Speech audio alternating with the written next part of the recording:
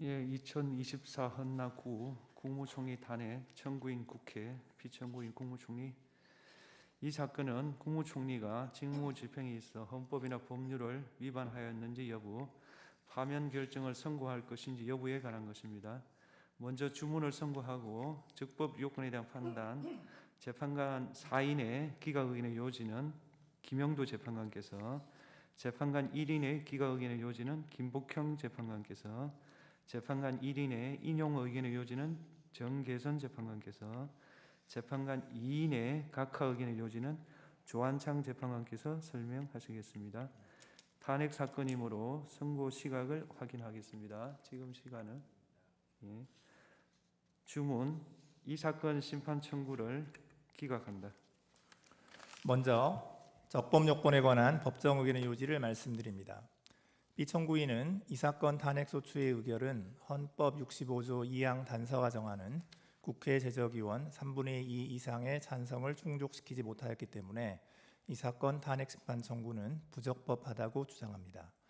우선 국무총리는 헌법 86조에 따라 국회의 동의를 얻어 대통령이 임명하지만 국민으로부터 직접 선출된 대통령의 민주적 정당성과 비교하면 상당히 축소된 간접적인 민주적 정당성만을 보유하고 있어 대통령 권한 대행자로서 국무총리는 대통령과는 확연히 구분되는 지위에 있습니다.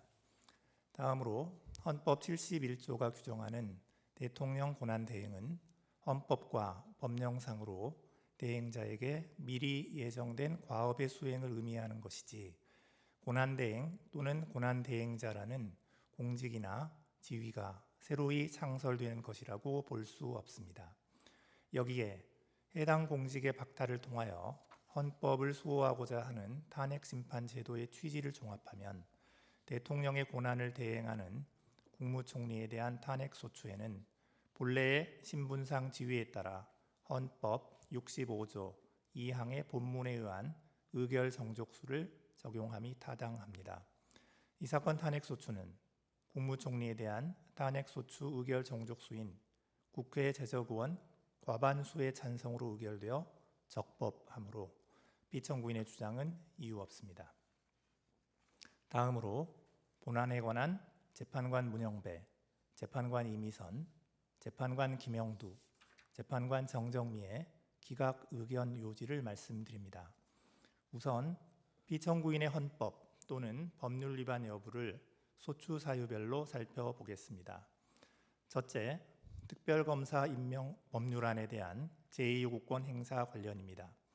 대통령의 법률안 제2요구권 행사에 대한 폭넓은 판단 재량, 국무총리 및 국무회의의 헌법상 지위와 성격 등에 더하여 비청구인이 국무총리로서 대통령에게 법률안 제2요구권 행사를 적극적으로 종용, 권고하거나 대통령의 법률안 제2요구권 남용 행위를 조장, 방치하였음을 인정할 만한 증거나 객관적 자료는 찾을 수 없습니다.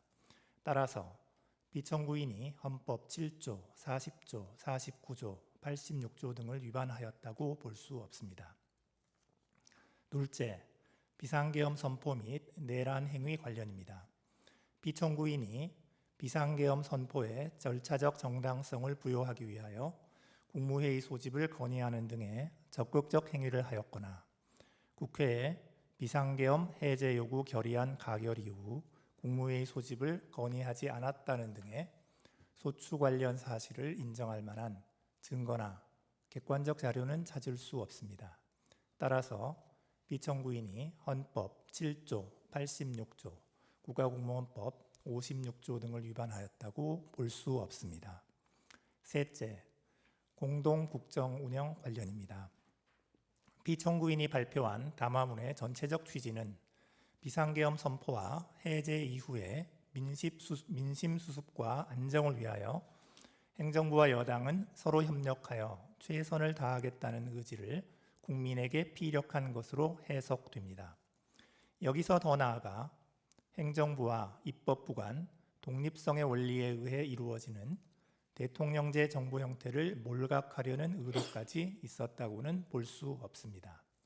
이후 비청구인이 담화에 근거하여 여당 대표와 공동으로 국정을 운영하였다고 볼 만한 직접적 근거나 사례도 찾을 수 없습니다. 따라서 피청구인이 헌법 7조, 66조 4항, 74조 1항 등을 위반하였다고 볼 수 없습니다. 넷째, 특별검사 후보자 추천 의뢰 관련입니다. 피청구인이 대통령 권한대행으로 특별검사 후보자 추천을 의뢰하지 않은 실질적 기간은 약 10일 정도에 불과합니다.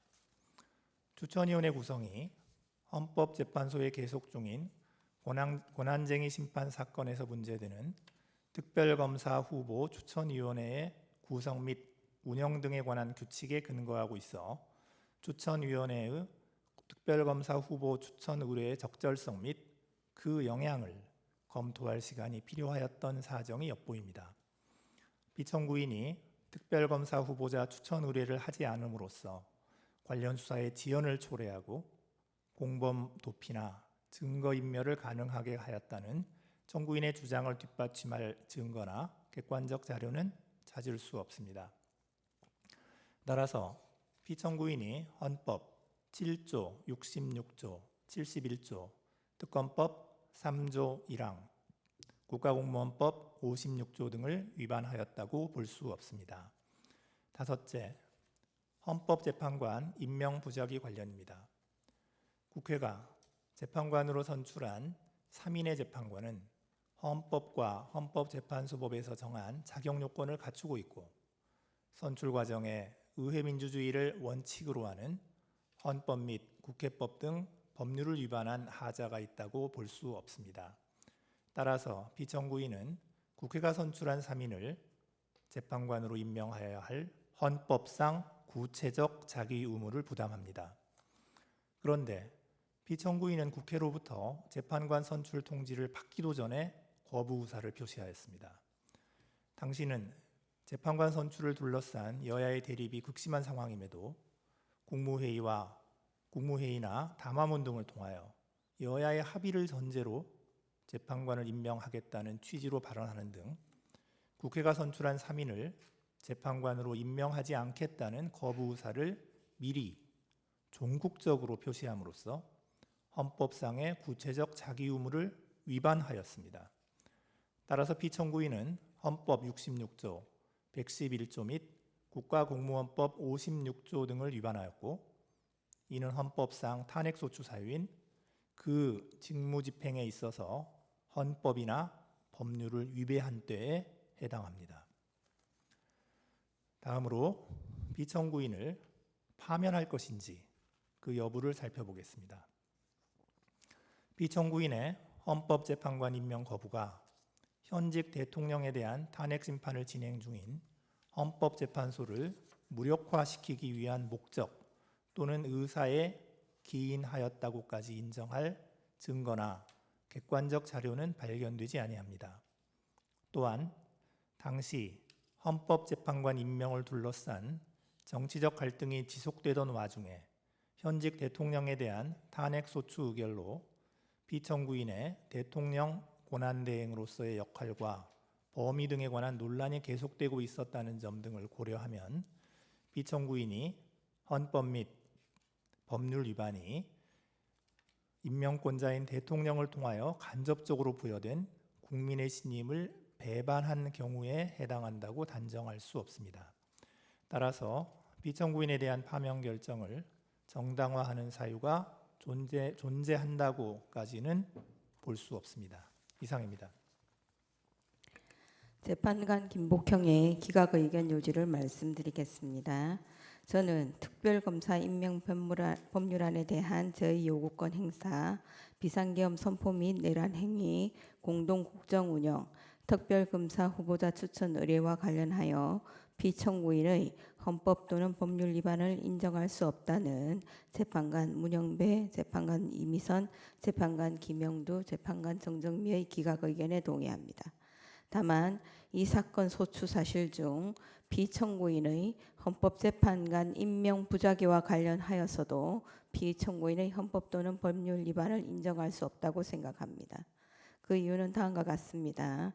헌법재판관 임명권 행사에 있어 대통령의 자기 의무가 있더라도 국회 선출 재판관을 선출한 후 즉시 임명해야 할 의무가 있다고 보기는 어렵습니다. 대통령의 헌법재판관 임명 권한의 행사 기한은 국회 선출 재판관이 헌법과 헌법재판소법이 정하는 자격 요건을 구비하였는지 여부나 선출 과정에서 헌법 및 국회법 등 법률을 위반한 하자가 있는지 여부 등을 신중하게 확인하고 검토할 시간 등을 고려한 상당한 기간 내라고 해석하는 것이 타당합니다. 피청구인의 구체적인 자기 의무는 피청구인이 국회로부터 재판관 선출 통지를 받은 이후 비로소 발생하는데, 피청구인의 국무회의나 담화문의 발언은 재판관 선출을 둘러싼 여야의 대립이 극심한 상황이었던 점을 감안하더라도 재판관 선출 경위나 재판관 선출 통지 후 피청구인에 대한 탄핵 소추안이 가결될 때까지 피청구인이 국회 선출 3인을 재판관으로 임명하지 않겠다는 거부 의사를 밝힌 적은 없는 점 등에 비추어 국회 선출 3인을 재판관으로 임명하지 않겠다는 거부 의사를 미리 종국적으로 표시한 것으로 볼 수는 없습니다. 2024년 12월 26일 14시 56분경 국회에서 3인의 재판관에 대한 선출안이 가결된 후 대통령을 수신자로 하여 헌법재판관 선출을 통지한 다음 날인 2024년 12월 27일 16시 37분경 피청구인에 대한 탄핵 소추안이 가결된 경위 등에 비추어 재판관의 자격 요건 구비나 선출 과정에서의 헌법 및 국회법 등 위반 여부를 검토할 상당한 기간이 경과하였다고 단정하기 어렵습니다.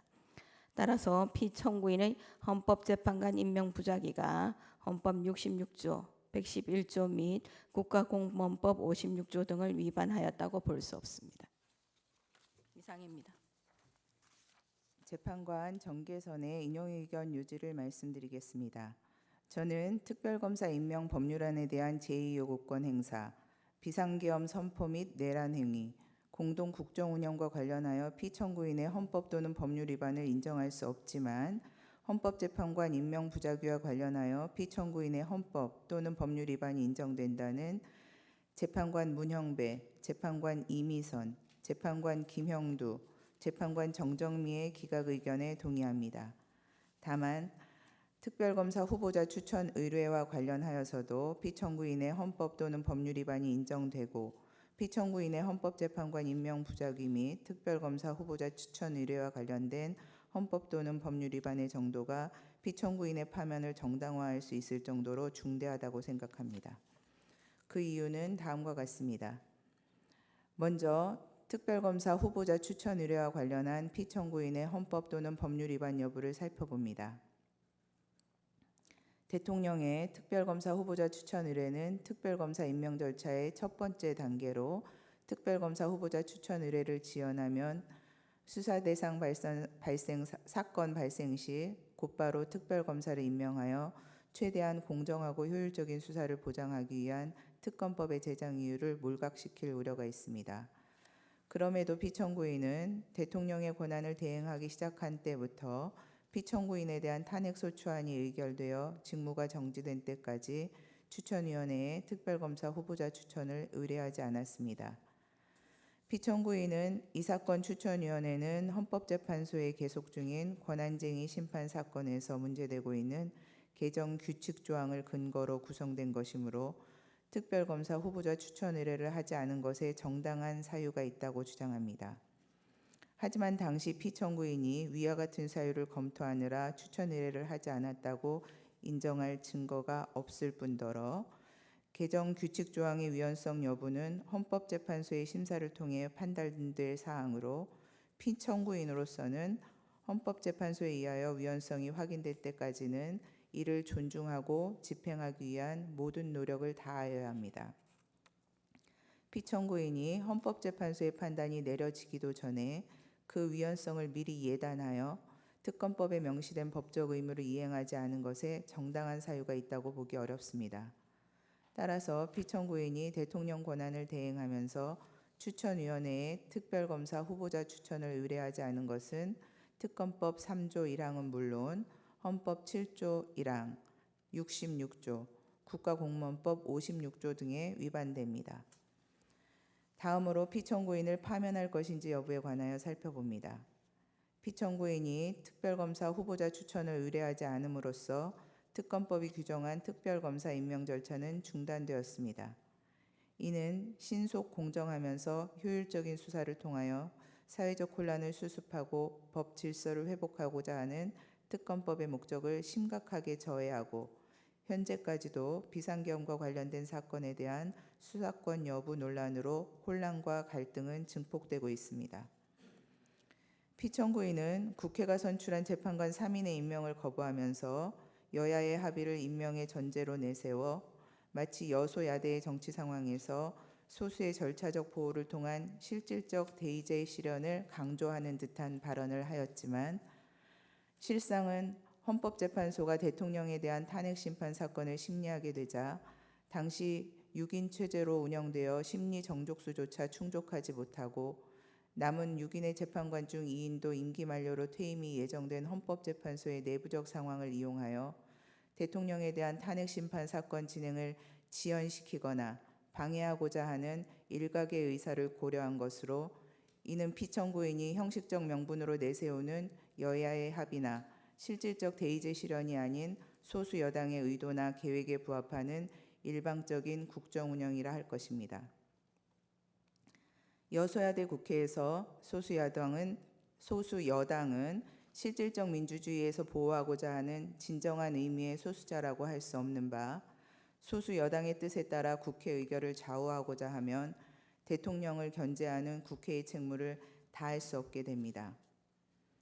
한편 피청구인에 대한 탄핵소추 의결 후 대통령의 권한을 대행하게 된 기획재정부 장관이 2인의 재판관을 임명한 것을 피청구인에게 유리한 사유로 삼을 수는 없고 현재 재판관 1인의 미임명으로 인한 헌정질서의 위기도 피청구인으로부터 비롯된 것입니다. 종합적으로 피청구인은 대통령의 권한을 대행하는 국무총리로서 대통령의 직무정지라는 상황에서 불필요한 논란을 최소화하고 국가적 혼란을 신속하게 수습하여야 할 의무가 있음에도 불구하고 오히려 위와 같은 헌법 및 법률 위반 행위로 인하여 논란을 증폭시키고 혼란을 가중시켰으며 헌법재판소가 담당하는 정상적인 역할과 기능마저 제대로 작동할 수 없게 만드는 헌법적 위기 상황을 초래하는 등 그 위반의 정도가 파면을 정당화할 수 있을 정도로 중대합니다. 그렇다면 이 사건 심판 청구는 이유 있으므로 피청구인을 파면하여야 합니다. 다음으로 재판관 정형식, 재판관 조한창의 각하 의견의 요지를 말씀드리겠습니다. 우리는 대통령 권한대행에 대한 탄핵소추 의결 종족수는 헌법 제65조 제2항 단서를 적용하여 국회 제적의원 3분의 2 이상이 찬성이 되어야 한다고 생각합니다. 그 이유는 다음과 같습니다. 대통령 권한대행은 대통령의 권리 사고라는 비상 상황에서 직무의 공백 및 국가적 기능장애 상태 방지를 위하여 대통령의 권한을 대신하여 대통령의 직무를 수행하는 자입니다. 권한이나 직무의 수행은 해당 지위에 근거한 것이어서 권한 대행자의 지위는 대통령에 준하는 지위에 있다고 보아야 하므로 대통령 권한 대행자에 대한 탄핵소추의 요건은 대통령의 경우와 동일하게 보는 것이 타당합니다. 더욱이 이 사건과 같이 대통령 권한대행에 대한 탄핵소추 사유에 국무총리로서의 직무집행에 대한 탄핵소추 사유가 함께 포섭되어 판단되는 경우 탄핵소추의 신중한 행사를 위하여 헌법 제65조 제2항 단서에 따른 가중의결 정족수 국회 제적의원 3분의 2 이상의 찬성을 적용함이 타당합니다. 특히 대통령 권한대행 체제는 대통령의 권리 사고라는 국가적 비상사태에서 도입되는 체제이므로 국가적 혼란 발생의 방지 등을 위하여 탄핵제도의 남용을 방지할 필요성이 더욱 크며 헌법상 국무총리는 국민이 직접 선출한 대통령이 국민의 대표기관인 국회의 동의를 얻어 임명하도록 되어 있어 그 민주적 정당성의 비중이나 헌법상 지위의 중요성이 결코 작다고 볼 수 없습니다. 따라서 대통령 권한 대행 중인 국무총리에 대한 탄핵소추에 대하여는 헌법 제65조 제2항 단서에 따른 가중의결 정족수 요건이 적용되어야 합니다. 그렇다면 청구인이 국회 제적의원 과반수의 찬성만으로 피청구인에 대한 탄핵소추안을 의결하였으므로 이 사건 탄핵심판 청구는 헌법이 규정한 탄핵소추 의결 정족수를 충족하지 못하여 부적법하다고 할 것입니다. 이상입니다. 예, 오늘 선고를 마치겠습니다.